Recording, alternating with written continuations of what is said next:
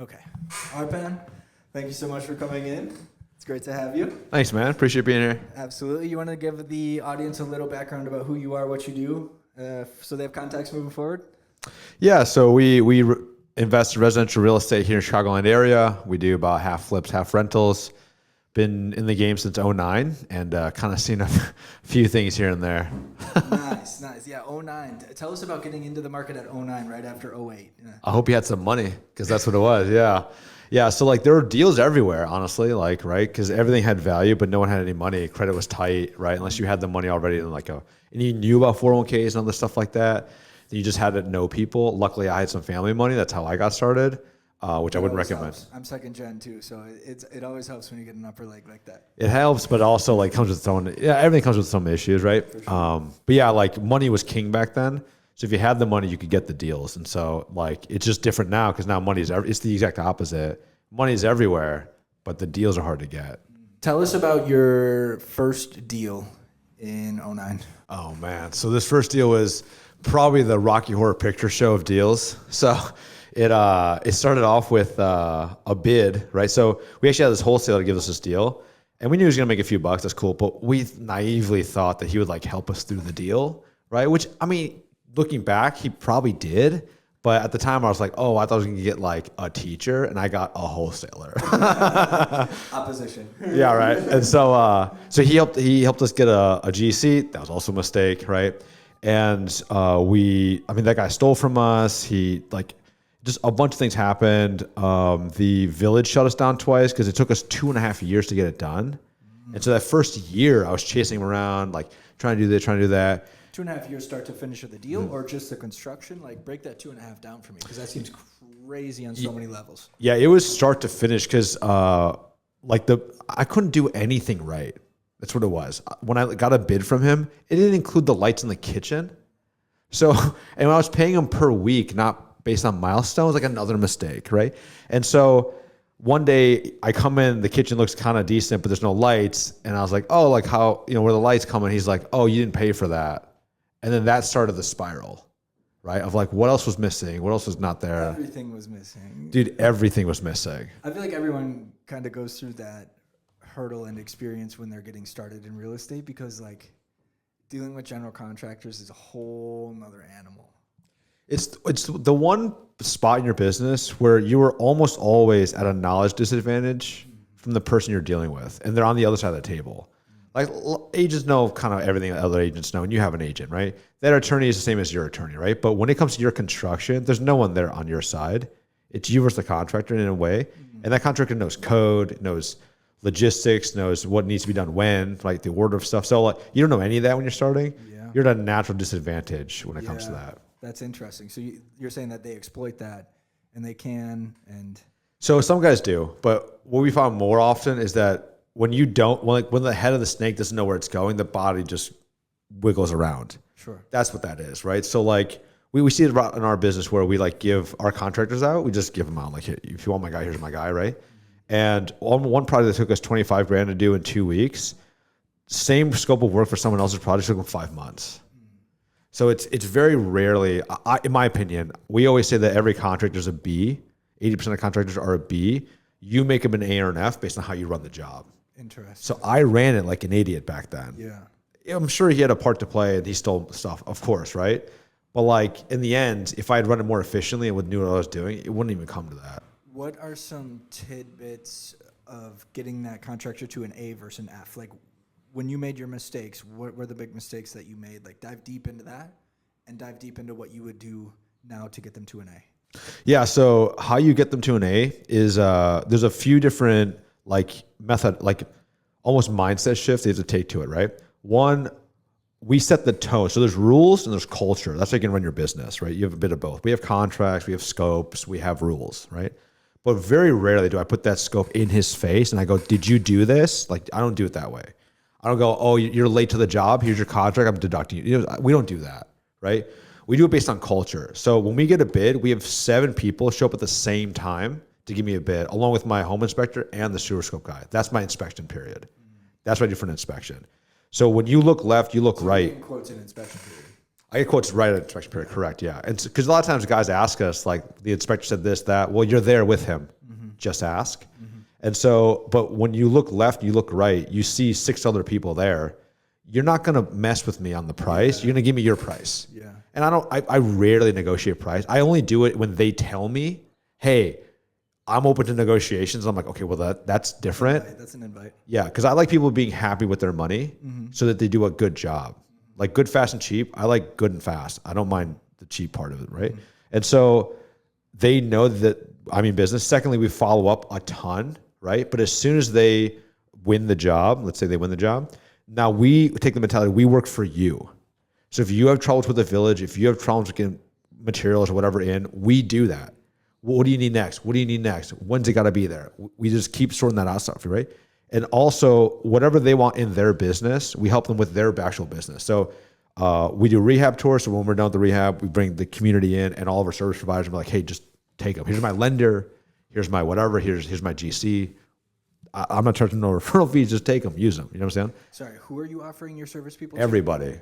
Like people The that community. buy the property, the community as in Like investor community. Yeah. So we run a bunch of networking events, stuff like that too. So we're in a bunch of mentorship groups, right? And we're just like, come through, see our latest project. And if you need help finding guys, let us know. We'll just give you our guys. So you're kind of showing off the project that you've done, how quick you've done it, your profit, like diving deep, doing it. Yeah. Interesting. And we do it with the service providers. Sure. So my GC is right there. Marketing, all Yeah. across. Yeah. So we help them with that, get jobs. We also help them with their business. So a lot of times GCs want to be investors, but they just either took that road early. They try to do it in labor. Yeah, exactly. Yeah, right. But their usual issue is capital. They can't find capital. And to be honest with you, lenders don't like lending to GCs because there's a difference between being a GC and an investor. Fixing everything versus fixing what needs to be fixed / putting makeup on it. Yeah. And also capital management. A lot of times when a project, like when the owner doesn't pay the GC, what's he do? Walk off. But what do you do when a lender doesn't give you as an investor? You got to get the project done. So it's the exact opposite mindset, a stick to it mentality. Yeah. So when a lender, like hard money guy, has some money on the side for you, right, in escrow, and let's say something were to come up, right? An investor's not just going to be like, oh yeah, we're good, we're out, right? They're going to like sit there and solve the problem, right? And if they got to raise all the money, they do that. A GC, when he's not getting paid on a job, same kind of scenario for a job he's not getting paid, they usually just walk off. So instead of sticking through it and getting it through, they have the exact opposite mentality typically, and they walk away. So lenders have told me candidly that they don't like lending to GCs, especially on their first jobs, because they see the investor like a piggy bank. They'll see the lender like a piggy bank. Does that make sense? That does make sense. Yeah, and so like usually GCs have a really hard time getting capital, and so we help them. We're like, hey, this is what. So outside the job, we take care of them. We know what their goals are and stuff like that. We help them on their business. We help them in their investing career. Usually they want to get into it. And we help them on the job by being like, we work for you mentality. So if you put those 3 things together, right, our guys fight to get on our jobs, right? Because like, it's not just the job and the money that brings them value. It's everything else that we do. The community, the way you handle the process. And we're very professional. So we make decisions fast. We rely on their expertise, right? If they need help, whatever, we go find that extra help. Like, hey, I don't do this. Great. We'll go find it for you. Do you understand? And so we work that out. And so like, it's hard not to want to work for us, in my opinion. Sure. Puts you in control. Puts you in a position of power to negotiate whatever else you want to do. It makes sense. Kind of, yeah. But like, they just want to work with us. So like, I like eyes on my business. The more eyes on my business, the better off it's going to be, especially people who like what we're doing and want to work with us. You know, so like GC is just an example of that. That's very interesting. Okay. So your first deal, you want to continue through that? Go on to the second and yeah. your journey? So we had that guy, he stole this and that, right? Mostly it's because I just took too long and So, and then we had another guy through a referral. My girlfriend was a part of the deal back then. So that was its own sort of thing. Like, be careful mixing your girl and your business. Oh, dude. And then we actually added her dad for some reason. I couldn't even tell you why. Sure. Because she wanted him, and I was like, fine. I was like, whatever, right? And then... how did that blow up? How did the relationship blow up, or how did the... Both. Whatever sort of good content clips you want to give us. I mean, that was rough. Like, we had her as a designer. She actually never even seen the house. What kind of designer never sees a house? Yeah, that's crazy. like, but that's me because I didn't like know that a designer should go to the house and like, pick out stuff that makes sense or whatever, right? It's the space, whatever. Yeah, shoot it off of pictures. And would you give 25% equity to a designer? Like, that's insane. It's like they provide a service. Yeah. Pay them. Yeah. But move on. Stager, Yeah, you don't give the stager an eighth of your deal. Like, that doesn't make any sense, right? And so that was a problem. And then she was like, my dad's out of a job and I don't know what he wants to do. So he's trying to make this thing work. We put him into the deal. It's like, I guess. Like the whole time my dad's like, what the fuck are you doing? Because my dad funded this thing, right? So like there's that. And then, we have like family issues in the sense of like, my dad's like, why isn't this done yet? And I'm like, Dad, it'll be fine. My grandfather had died in the middle of this process. So we were in India for a while for funeral services. Like it just kept, we were on the fourth contractor deep at one point, and everyone's doing us favors by this point because like we're way over budget, right? We thought we'd be in for 83, put 30 in, be out at 120, 130, right? Back then those were good numbers, and the market kept falling because it fell from 09, 08 to like 2013 really.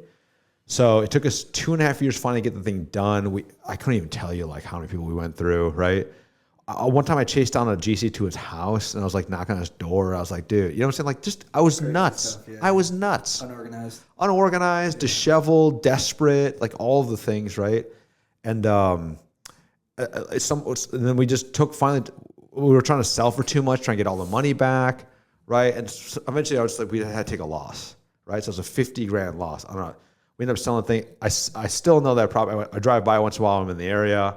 And it's a good reminder of like, don't learned. Yeah, like favors don't do you any good. I just sued the village shut us down twice. I had to sue them, one for historic district preservation issues because it was a historic district block on top of that. Yeah. Nice. Another one for the city, the permits and stuff like that. Like we had obviously overcooked the time, right? We're still working. So like I had a dumpster out there for a year and a half. A year and a, you know what I'm saying? Like some guy shot the windows out with a BB gun. At one point, I don't even know why. What's the most? I don't know if you're comfortable sharing numbers. Yeah, what's the most profitable deal that you've done? Is it like a luxury flip? Is it a buy and hold that you had? Like, what's your most? Would you consider profitable deal? Like, yeah, I made over like I think 130 on a house. It was just a house in Homewood. Honestly, it was like 18340 Aberdeen. I think is what it was in Homewood.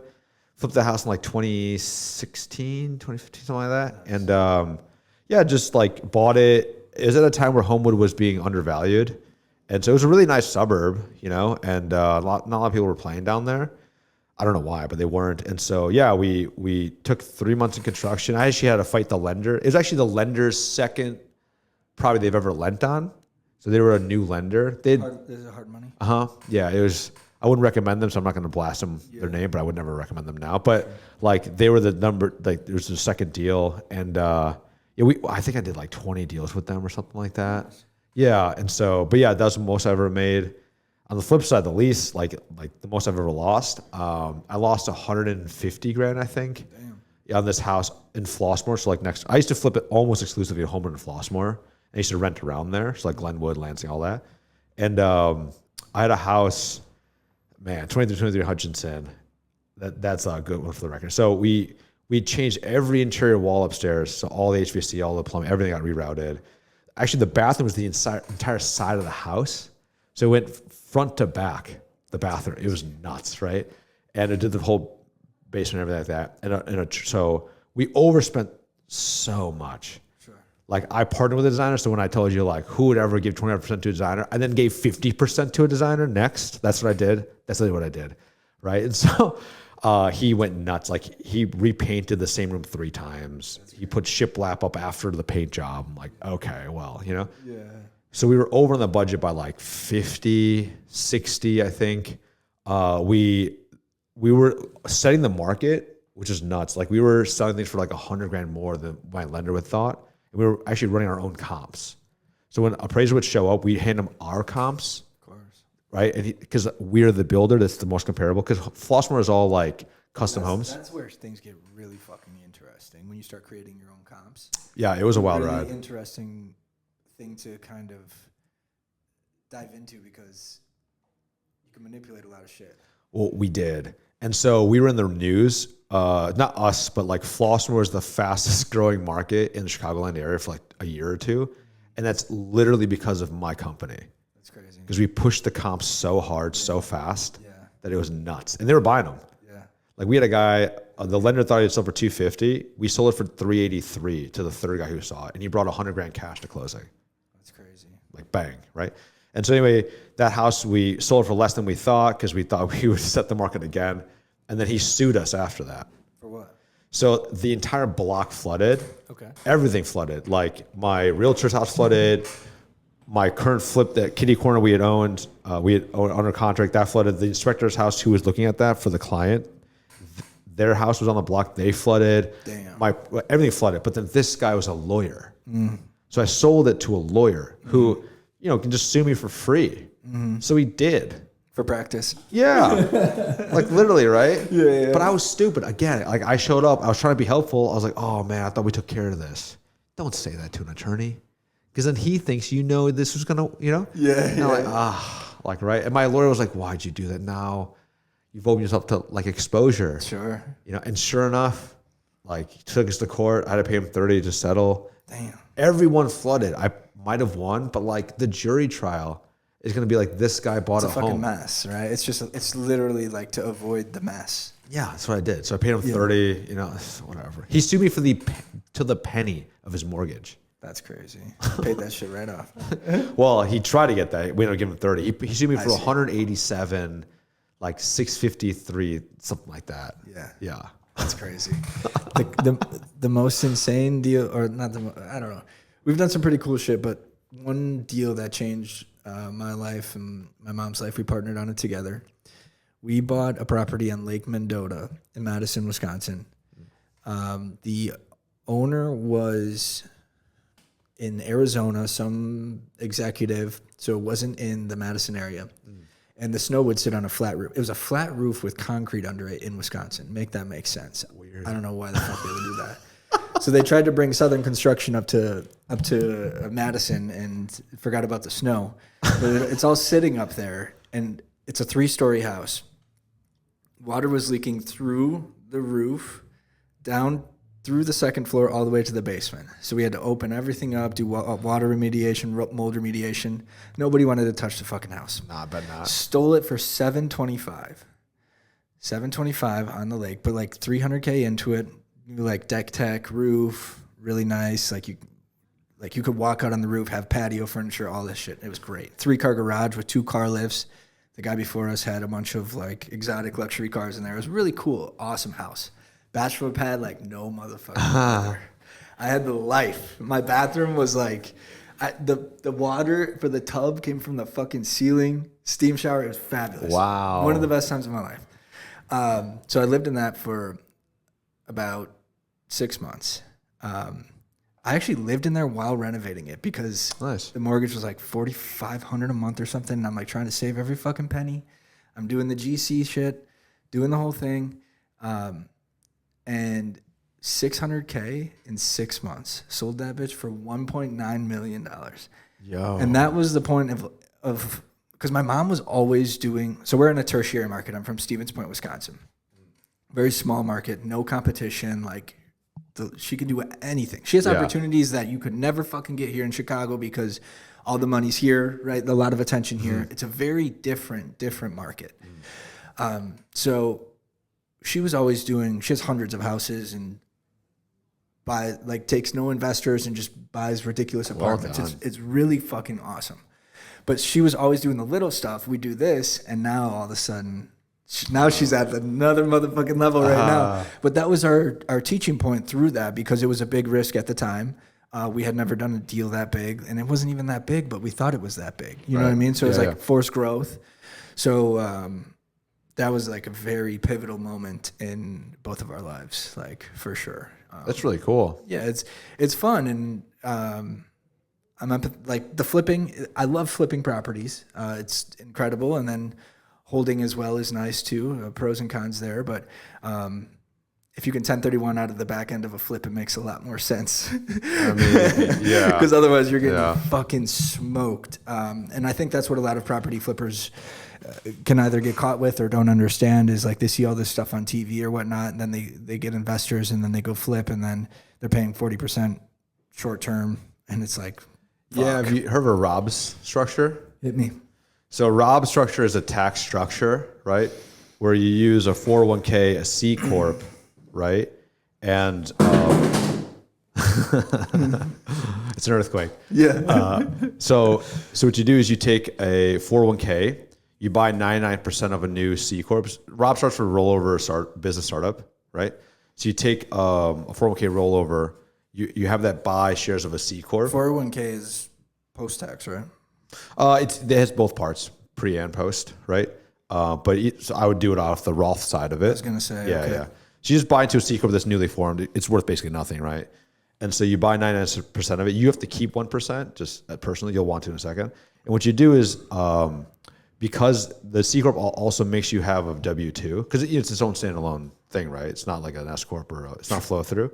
So you have a W-2 off of it. And I use it for franchises, honestly. But in this situation, what you do is you then have the C corp go and do its business, right? Whatever money you need for you just cut yourself a W-2 because that way you show income. You want that for lending reasons, obviously. And then the rest of it gets shoved into your 401k on the Roth side. Okay. So that's a really good way I found of like for flippers to keep way more of their money. Right. How does it allow you to keep more? So you pay yourself the W-2 to qualify. Yeah. But you're paying income tax on that then. Yeah. So you pay whatever you need, right? So like let's say like you have 5 flips going on for let's say it's one flip, right? And let's say you make $100,000 on it, right? If it's a lot of construction, that's not, you can make $100,000 on it. And let's say you need $50,000 to live on, right? Well, normally you pay all the gains on the 100, right? Like as ordinary income, right? You would still have that issue with the C corp because you have a double tax, right? So you pay the income to the C corp, right? So that what is it, 21% right now, right? So imagine that goes, you have 79 left, right? And that's after your W-2. So whatever you take out, so 50's left. You take out another 21% of that 50, you have 40 left. That 40 though goes straight into the IRA, right? Okay. So you can shove more of that money into your, like I said IRA, but like into your retirement plan, right? With that kind of like tax structure.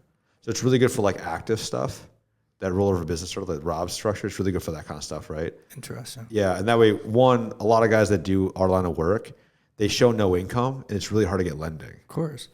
You know?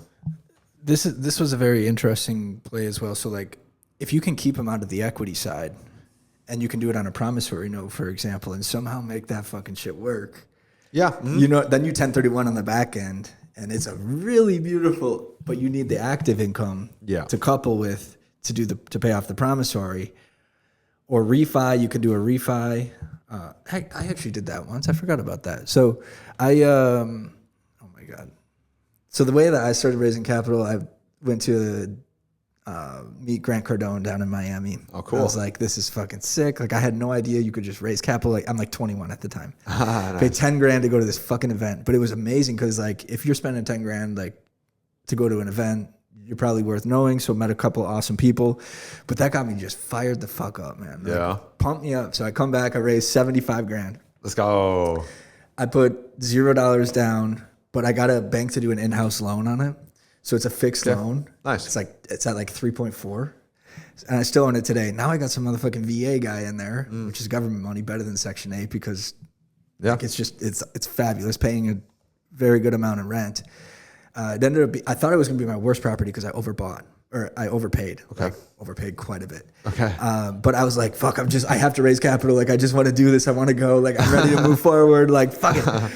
So, desperate was the term that you used. So I was pretty desperate at that point. And, but now it's one of my best properties, but I was able to pay off the I raised 10% promissory note, paid off investor with my active income, kept him out of the deal. And now like my equity is all there. And obviously it'll be a 1031 if I ever want to dump it, but I'm not going to dump it for a while till that lease is up. You don't need to. I mean, it's a long term.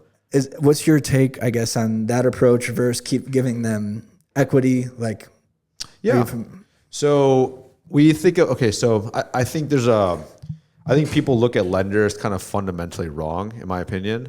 They look at them as a line item expense, right? We look at them as people, right? And so like At least my private people, the hard money guys, like that is their business. They're in business.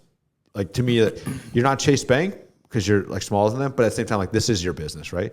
But when it comes to like private money, like non-institutional, like, you know, the guy on the street, you know what I'm saying? That guy needs a win. You know what I'm saying? And so like, yeah, I could raise money at like 6%, 10%, and I have, right? But like, yeah, I'll make a little bit more money that way. But like, what's an extra few grand? Like, honestly, do you know what I'm saying? So we pay out a lot more now. Like we don't have to, but we're trying to get people a win. So on our flips, we do rev shares. So we'll do is like, we'll raise money. We'll pay them like a percentage of the rev share, like usually 20% or so. And that's usually a fair amount of money because we only raise like the little bit that we need for like down closing initial starting capital. So we don't raise that much and they get a good chunk of the profit, right?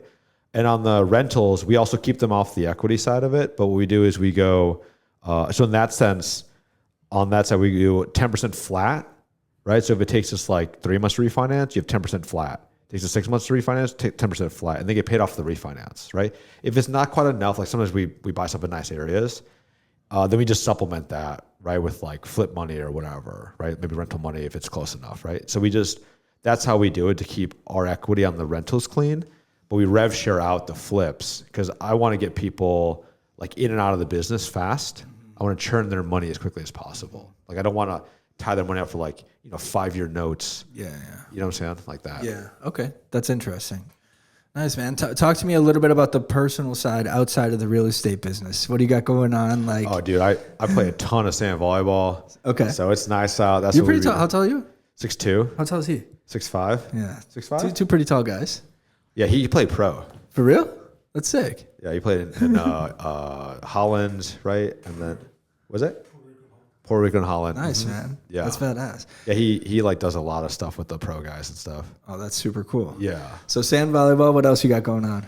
I work out. I don't know. My girl, like, we don't do a lot of trips right now just because I'm addicted to building this business. I really am. I'm like addicted to it. Yeah? Yeah, working on your future is addicting.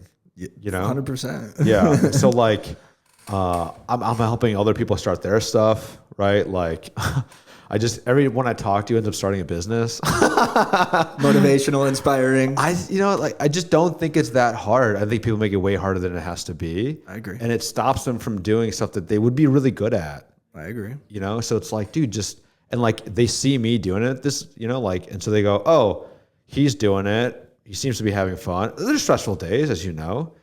But like that's the stress I choose to have. Mm-hmm. The responsibilities I choose to have are the ones that empower me.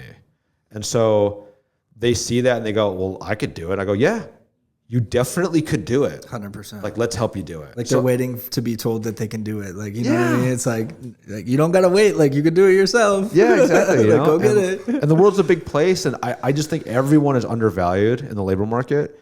Like people, like I love the concept of human resources because I think people and what they can do is so much bigger than what they can even imagine for themselves. And if they were just to stick it out long enough, right, then they would have everything they wanted on the backside of that, and they would have it way earlier than they ever anticipated. Mm-hmm. You know, it seems impossible because like it's like dating. Like to me, it sounded impossible to get my first date. Like, dude, I have to talk to how many girls? Like, I have to say what? Like, would she even say yeah? Like, you know what I'm saying? Like all that. And then the day you get your first date, you look backwards, you're like, oh, it only took me 4 years. But like, it's only 4 years. Like I get another date in 4 years. You're fucking 100 nowadays anyways. Yeah.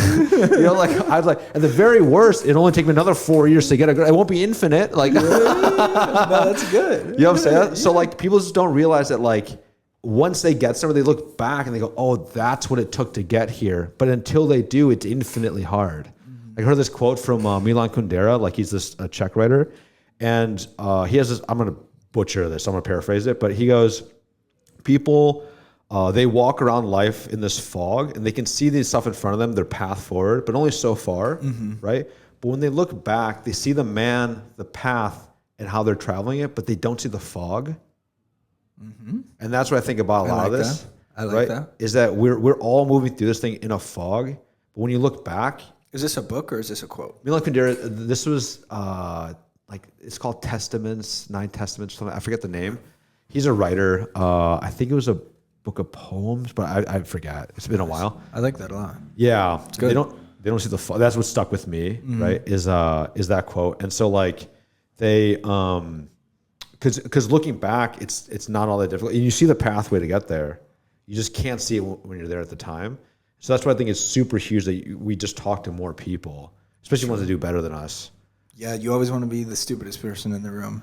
I think a lot of people like, that's an amazing spot. That's the family offices thing that we went to. Like, we don't have a family office. Could it get there? Potentially, but we went to learn from like people that have billions of dollars. Like, where the fuck else are you going to get that opportunity? You know what I mean? Like, it feels really good to be the stupidest in the room, and they all want to help you. Majority, they all want to help you, and it's like very challenging. Forced growth. I'm big on forced growth. Okay, yeah. So yeah, that was a really cool experience. I agree with that a lot. Yeah, I definitely want to hear more about that. Like, how'd you get there? And then, what'd you get out of it? Like, what was that experience whole like? It's just like a networking event, I guess. But the guy that runs it, he teaches a lot on like raising capital and all of those things kind of in that space, and all the family office money kind of going into the PE side of things. A lot of them invest in real estate. So there's a ton of real estate people there. But we literally searched for, I was reading books and I was like searching for how could we be the stupidest people in the room. That was literally my mentality, my goal. And that's where it led. You know what I mean? Like, I feel like that's kind of the pinnacle. Like, there's a lot of fund managers that are kind of doing their thing. I'm sure you hear about funds. Oh, you should start a fund. Oh, you should do that. You do. like, you know what I mean? It's just the next step once you get to a certain level. So, went, and it was just really good. They interview a ton of people. I mean, there's so many businesses there that you can invest in. I remember like a robotic dog for like old people, but they're partnering with all the old folks homes across the country because people can't take their dog outside to go shit and piss. They don't eat food. Like, what a genius fucking... Wow. And obviously it's already out there, but like, if you're kind of in the community that's in it there, I think you have a very high chance of succeeding just based on the exposure that this kind of event or group offers. So like, there's no doubt in my mind that it's going to be in the future. Like, I'm going to be rolling around and be like, oh yeah, I remember that guy on stage giving the speech trying to raise capital. You know what I mean?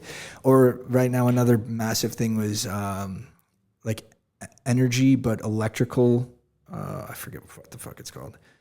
Like energy storage, electrical storage for all the AI centers, all those things. So like, it was just a very interesting perspective from those types of things as well, outside of the real estate, because everybody does real estate. Everybody knows about real estate. It's just mainstream now. Like, the knowledge is all over the place. There's people like you and me there's probably 700 podcasts this second going on about real estate investing. You know what I mean? So it was cool that way. Very, very cool. Yeah. That's, and then like so you saw all the opportunity kind of in the room. You saw that, like, what have you brought back with you that's helped you in your business? I think, honestly, to be open-minded and kind of... Cool. I was so tunnel vision on real estate at that point, you know what I mean? And you always have your bread and butter, but there are a lot of other things that you can diversify into, if you want to call it that way. Sure. And then, obviously, the community comes with that, too. So, like, all of them work together. Like, they all fucking... they all work together, like...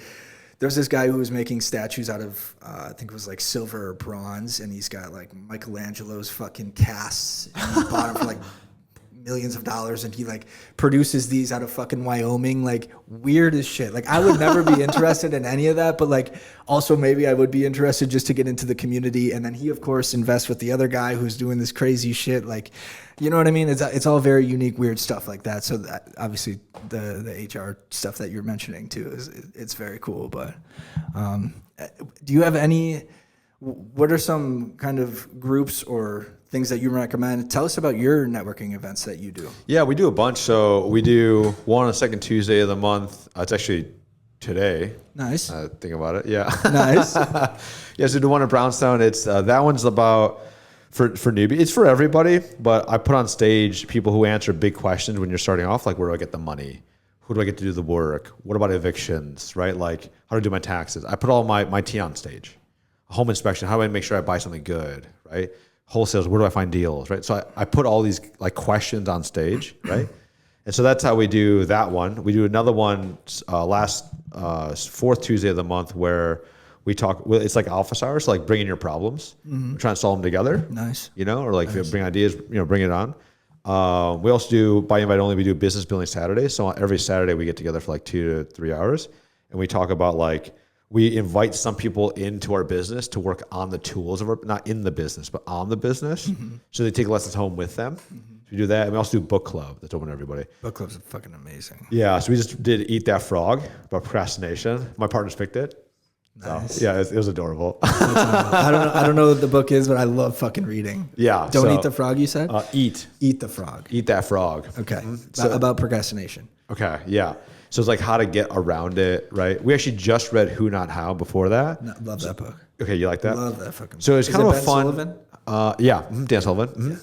Dan Sullivan. It was kind of a fun like juxtaposition because one said if you're procrastinating, it's a tool that your brain has developed for you to find someone else to do it who would enjoy doing it and all that kind of stuff, right? Because you're not going to do good stuff, right? Okay. The other book goes, well, listen, you ain't got all the infinite resources in the world. You just got sometimes you have to eat that frog, right? So it's kind of fun to have that like juxtapose. One's good in a resource-starved environment. Look, if I had 200 employees, like I'd only do the exact one thing that I like to do. Like that's right. Okay.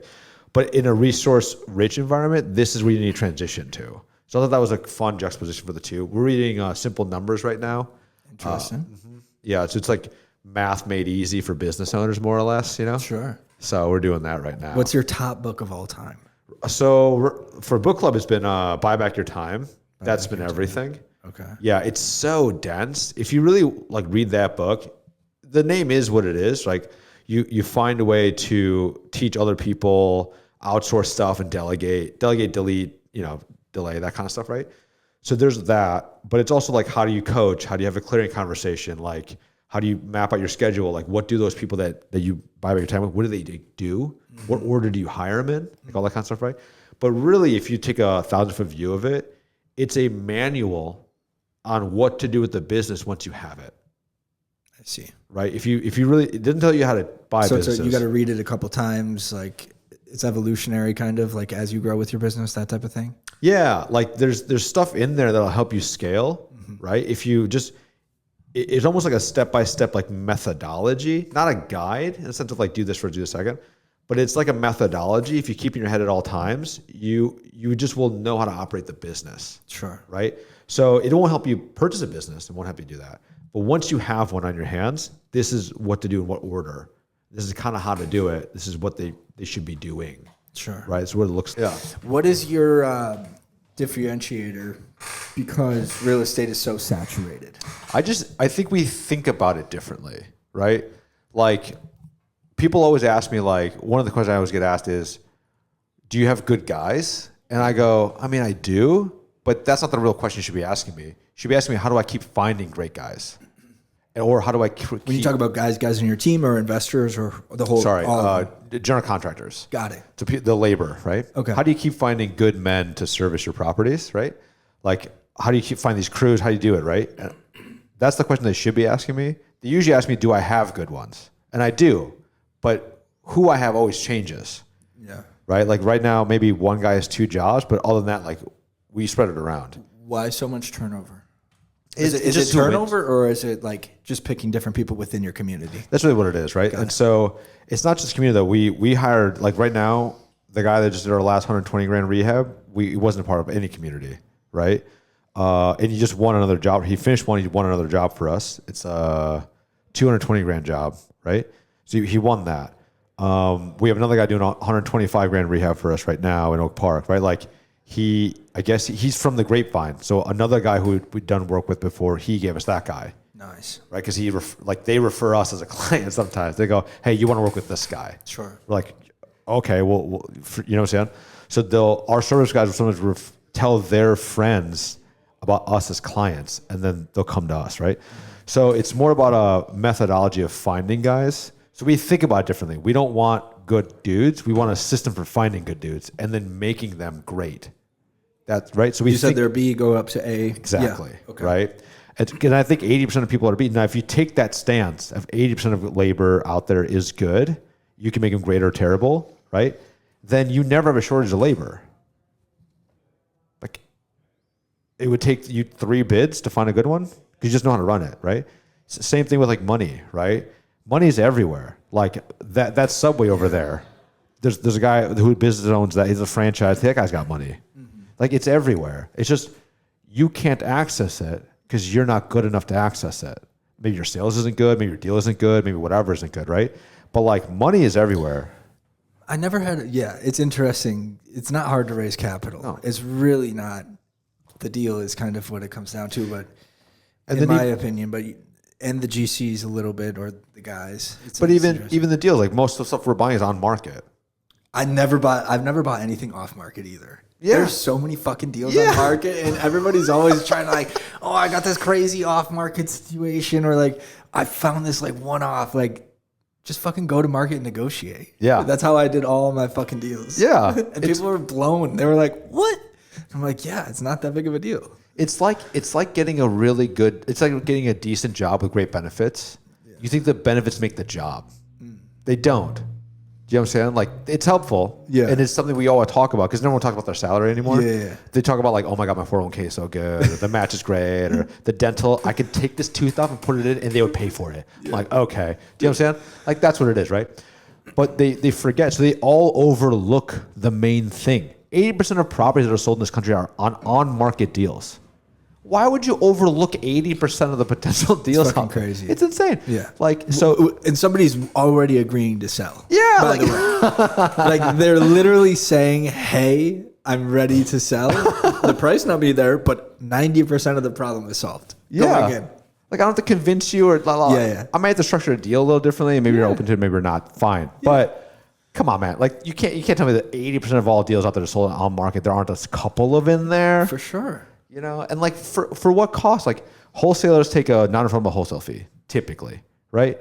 Your marketing is a cost, even if you go direct to seller. Like that's what I always said. I always said those motherfucking marketing fees to send mailers, and it's a lot. It's a lot. It's a lot of work, a lot of time. Postcard Mania is not cheap. Yeah. You know, fuck. I mean, I used to send letters with like candy in them. Okay. To get them to open it. And then I was like, I'll just buy it on the market. Yeah. literally. You know, like, so it's just sexy to have it off market. It's a status thing. I think, look, you can get great deals. I'm not saying that. Like, I have a friend who's working on a deal. He's probably make $200,000-300K on it, right? And it's like $100,000 rehab. Like, that's insane. Yeah, you're not going to find that on market. That you won't find, right? Because it'll just get bid up. Yeah. Okay. But it's not an efficient marketplace. Correct. Price is, what do they say? It's a figment of imagination. A little bit. Like whatever the fuck they say that term is. You know? And so, if you're going to try and make, $300,000 on $100,000 construction, buying it for $50K, like you're not going to find that. Yeah. Okay, that's fair on market, but like you can build a business on the market. So for sure. We just think about this, like we just think about things differently. And so even capital, like we think about things differently, and that's our edge, right? Is that like we just find stuff in plain sight. Because I mean, this house exists. You know, like maybe the mortgage is a little bit hidden, right? It's like that's an asset that disappears, like maybe the sub-2 deals, that kind of stuff. But generally, like most stuff is in plain sight. Have you done any sub-2 pace mortgage shit? Yeah. The condo I live in is often an executor contract. I can tell you about that. What's that? The condo I bought, it's on an executor contract. I don't even know what that is. Is that sub-2? Yeah. So it's kind of like it's seller fi. Right, but I don't have the title. Mm-hmm. Okay, so think of it maybe like a land contract if you're like from Michigan, maybe that, right? But like you're not, but some Michigan people would think, right? Basically, like they were gonna actually get rid of my parking spot, so he was gonna sell me the house, finance it for me, and I was gonna take title. Okay. So normal seller fi deal, right? 5%, 15-year, pretty good, right? Not bad. He wins, I win, no credit check, blah. Then I go to the management company. I'm like, hey, I'm going to buy this place. And they go, oh, if you do that, you'll lose your parking spot. Now, this is my landlord. So I've been in this spot for like 7 years, right? And I had a parking spot for, I don't even know, like 4 years at that time, right? And I was like, well, so if I buy this place, you'll get rid of my parking spot, but I already live here. They go, yes. I was like, okay, we're not doing that. So then I go, well, if I don't... What are they trying to do with the fucking parking spot? It's a wait list. Yeah, so it's not attached to the condo. No. Got it. Right. Got it. So go back on the wait list, right? And so I was like, but I live here.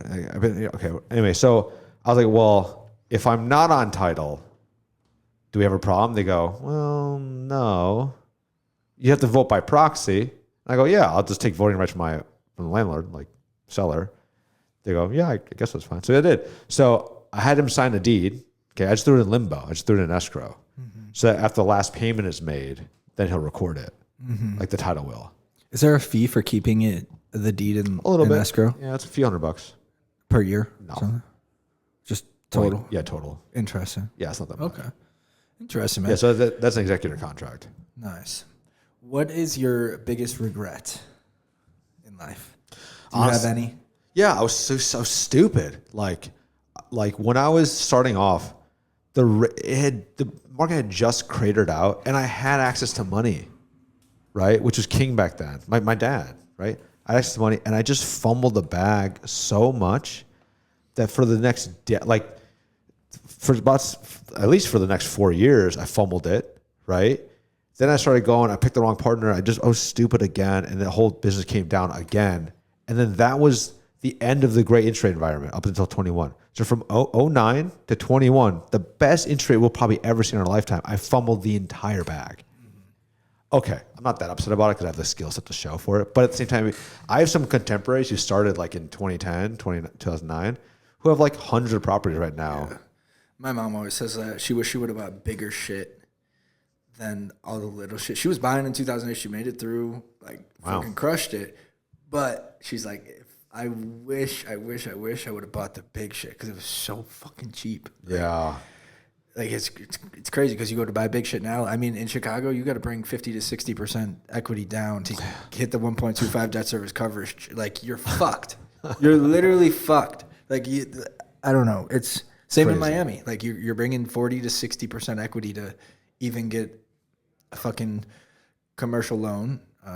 Anything Fannie, like that's insane. It used to be able to get away with 20%, 25. So that just shows how competitive the market space has become, like for real estate, and obviously tax advantages. And then you got all the institutional money coming in.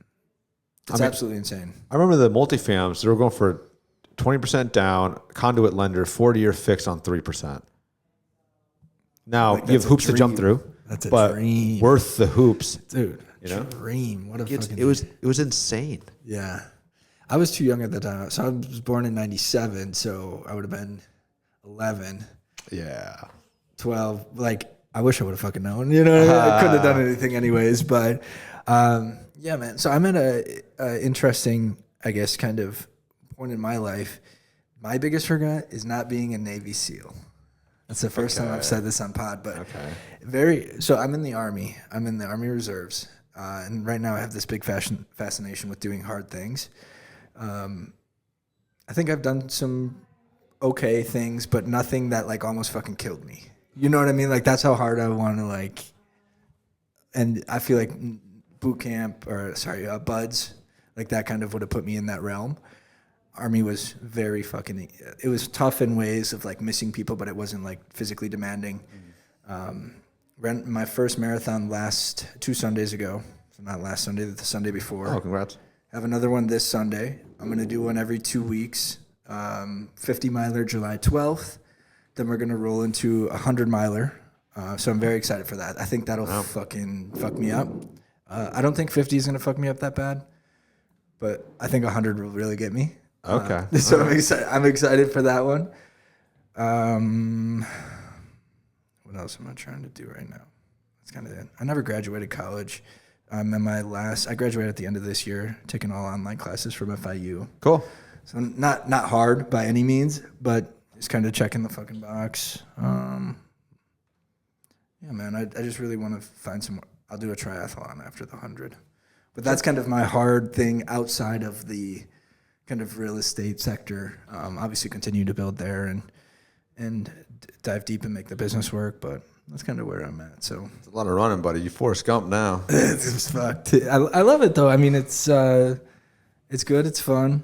You said you work out, right? Yeah. So I trained for volleyball. Yeah. Got it. So that's what I. Oh yeah, we never finished that conversation. So you play like? Are you on like a league or a? Yeah, I just play a lot of pickup and tournaments and stuff like that. Nice. Yeah. I sponsor some of the tournaments here as well. Where are the tournaments here? So the FUBU ones, the Forest Bios ones, are up on Hollywood. Nice. And sometimes Foster. And then the bigger ones, like the main draw ones or whatever, like the official ones, they're over on North usually. So those are like Players or Chicago Sport and Social will put those on. And then like those are the Big Dig or like those big ones. Is it 2-person or 6-person? Like I play twos. They do have fours Okay. Sand. That's more casual and it's kind of like a beer scene, for sure. Okay, Yeah, it's a lot of fun. Sure. It's a lot of fun, and I've done those for sure. But I play mostly twos. Nice. What's the the thing that you do that's the biggest waste of time in your life? Waste of time. Or like It's your perspective, I guess. Yeah. So, I mean, I guess I watch basketball at night. I like watching sports, but I just have it on while I work. So, and maybe you're super efficient. Maybe.